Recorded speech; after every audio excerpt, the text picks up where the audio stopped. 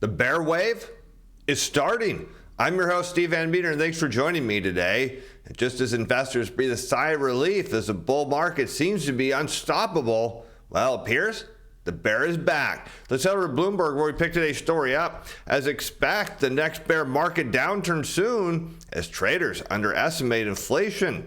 And the number of factors suggest a bearish wave is about to commence as equities are expensive. Is quantitative easing? No, they got a typo. Quantitative tightening picks up pace. The blended 12-month forward PE for the S&P 500 is 18.2, higher than any level seen between our June 2002 and October of 2017. Stocks are very expensive again, just as quantitative tightening, though they've got it right, is picking up pace. The other growth engines of the world, Europe and China, are sputtering. There's too many fundamentally bearish reasons to pack into one piece. And finally, technically, and that's not just the only issue, we have rebounded perfectly from the 50% to 61.8% FIBO retracement box from January's all-time highs. Coincidentally, we also topped just before the 200-day moving average, which has been a useless trading guide. But if we do fall back now, you'll see a lot of armchair commentators, perhaps even myself, get excited by that too, creating a self-feeding bearish narrative. And that is our story as we look at the charts today, is we're facing a bear market rally that is now looking like it's over. Let's take a look at what's going on in the market here. We've got the S&P 500. Momentum remains positive because the RSI is above 40 to 61.5, but notably it's declining from overbought, so it's slowing down. The MACD still has a positive cross. This is your moving average convergence divergence strategy. What you're looking for is a positive cross where the MACD line is above the signal line. It too is declining from overbought territory. Now, if we go back and look at Momentum Timer Pro, my proprietary momentum screener, it had its golden signal on 727. If you would have bought that at open, you would have bought at 394.36. As of Friday's closing, it says 422.14. And at this point, I want to give you some reasons why you might either want to tighten those stops or look at exiting that trade, because again, that is a trading report. Next downside target looks to be 411.50 to 413.50 on the SPY. So let's head over now to the charts and take a look at what we see going on there with the SPY. And here we have it. Oh, there we go. Sorry. Now it's loaded up. All right, it's hard to move between three windows if you're kind of wondering. All right, we've got the volume profile turn on here, and you'll notice, and let's zoom out a little bit to the one-year chart. What happened? Here's that useless 200-day moving average, as we've talked about on a prior show, that actually does signal a reversal. We talked about that last week. So what do we notice here? We went from this supply zone down here that we pointed out. You had multiple bottoms here, and then a rally took off, and we're targeting maybe to get up to here, but notice 200-day moving average runs into resistance, gets rejected, and that sets our downside target. You'll notice this little crop here, volume, that's where our downside target is, right here between, say, 411 to 413.50, both with a 50-cent point on both of them. And what do we have overhead? Well, you have your volume profile, your heavy 6-month resistance on the one-year chart, but notice the RSI, you see it starting to slow down. And in the past, when we've seen these big surges in stock prices, the RSI slowing down has actually been negative, suggesting that price would head down. Take a look at the MACD. You see it's about ready to cross over that green line, crossing down through the purple line. But that's not the big story here on what we're looking at. And something we talked about last week is the bigger picture here. How do we know this is a bear market rally? Well, off the MACD, we came off some pretty low levels, and we look back in time and say, hey, it came up on the weekly chart and popped higher. We saw that, but really, where was the real story at was at the RSI, or the relative strength indicator. And I said last week, when it gets around this 50, this low 50 level, you see a reversal in the charts. And we go back here to 2008. What do you see? A bear market rally right around here to that low 50 level. How about the dot-com bubble? Where do we see bear market rallies fizzle out? Around the 50 level. And so what that's telling you here is, if this is indeed a reversal at that 200-day moving average, well, that tells us this bear market rally is over, and stocks are then set to head much, much lower. All right, let's take a look now at what's going on with, of course, the tech stocks, because there's a lot of bullishness on tech. But again, you see the argument now for tightening your stops, maybe even exiting that trade and putting that one in the bank. How about QQQ, Nasdaq 100, momentum still positive, but the RSI is doing the same thing, because the two have a very strong relationship together between S&P and the Nasdaq. The RSI is down to 56.6. It's declining from overbought. The MACD has a negative cross. It did make a negative cross as it's declining from overbought scenario. Momentum Timer Pro nabbed the signal on 727. If you bought it open at 299, you have Friday close at 322.86. Again, I would look, if you made that trade, I'm encouraging you to look at tightening your stops up, or perhaps even exiting that trade. Next downside target is 317.50 to 319.50, and notably it's run on 39 consecutive days of buy signal. How about the S&P? Momentum Timer Pro has 38 consecutive days of buy signals. Both are in strong uptrends. So what is that telling you?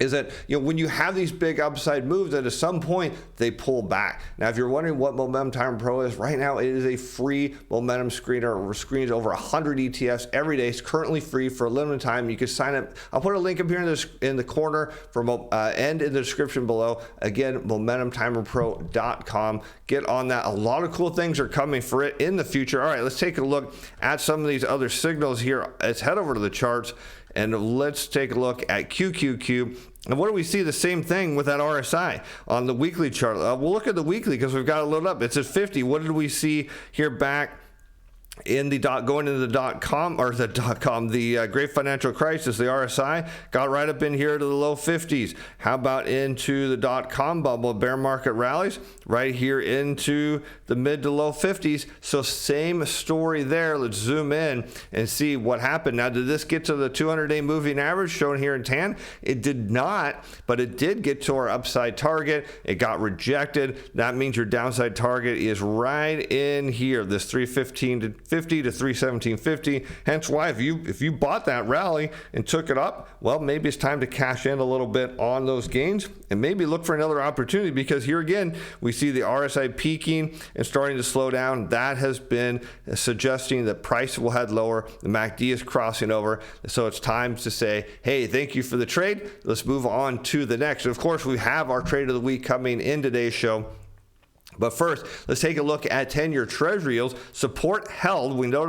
They said that, but no, what we can't really see here is the RSI is still not at oversold conditions. Actually, it would be overbought, but technically yields don't have an overbought condition. You see the MACD is just the technical chart showing that from a tactical perspective, yields should head higher. But what about on bonds? Let's take a look at that. We'll have the iShares 20+ year Treasury bond ETF. Momentum is negative. The RSI is at 40 and slowing down. Now, negative cross on the MACD. Momentum Timer Pro has 7 consecutive daily sell signals. That's holding no position because, you would have been stopped out last Thursday if you would have put a stop loss on the trade. Probably stopped out sooner if you would have reset that to a trailing stop. And something I want to encourage people to do when they're trading is you have your initial stop, and if price goes up, then convert that to a trailing stop and try to hold on to as much of those gains as possible. But if you didn't do that, you would have been stopped out last Thursday on the 11th. Next, upside target of 115, downside target of 110 here. But let's take a look at the charts and see where this goes, because it suggests that perhaps the bond prices may be bottoming out here. And what do we have? This beautiful left shoulder, head, right shoulder, inverse head and shoulders pattern. And we've seen this before in the charts, but why is this big move down in bond prices? Well, it got rejected at the 100-day moving average, this blue line. When we've seen that move in the past, sellers get very aggressive here, but buyers have been holding down the fort, and they need to really hold this level because the 110 is right down here below, and this is pretty much a key level to go lower. Otherwise, your move higher is this 115.50.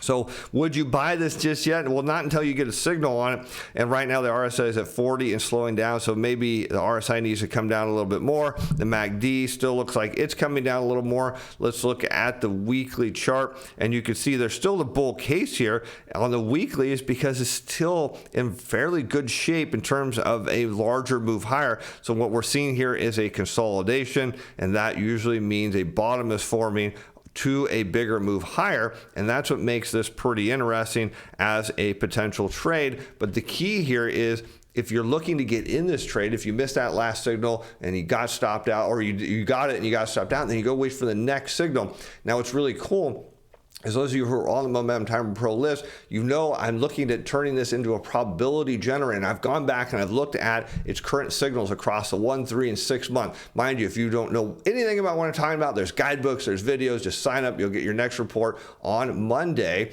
And anyways, when I look back at when it generated these certain set of signals, the probability of a positive trade in the next 1, 3, and 6 months is pretty high. Seems like every spot I found, it said price is headed higher. All right, let's continue on because we've got some more to look at here. How about last week's trade, we got gold. I forgot we got gold. We got to look at gold because it too generated a golden signal on 8/12.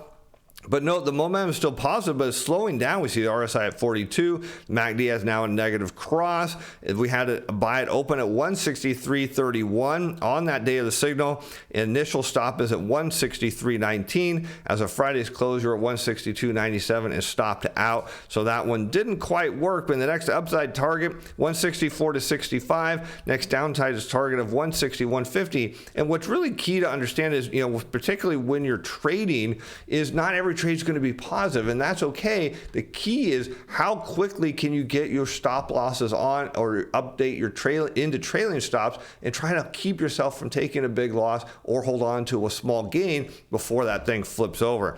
So not a big problem with gold. That one wasn't a big move, but notably, what you see is it could come down all the way into this 161.50 area, and then you'll notice that it could form a little top there, or if it rebounds up, you're still into this 165. So if you stopped out, no big deal, just hang on, and you like gold, just wait for this trade and see where the signals generate for the next one. How about from last week? Let's take a quick review of what happened with ILF, because what we had was a buy it open on the 8.9. So if you bought it open at 24.62, you had your initial stop. I went back and looked at 23.79. As the Friday's closed, you're still up at 24.82. You may want to tighten your stops or exit this trade. Now, why would this one be a little different? Because when this trade came up, it was already at a point where it's pretty high. So if you're looking for just a small momentum push, well, then you got to keep your stops really super tight on this one.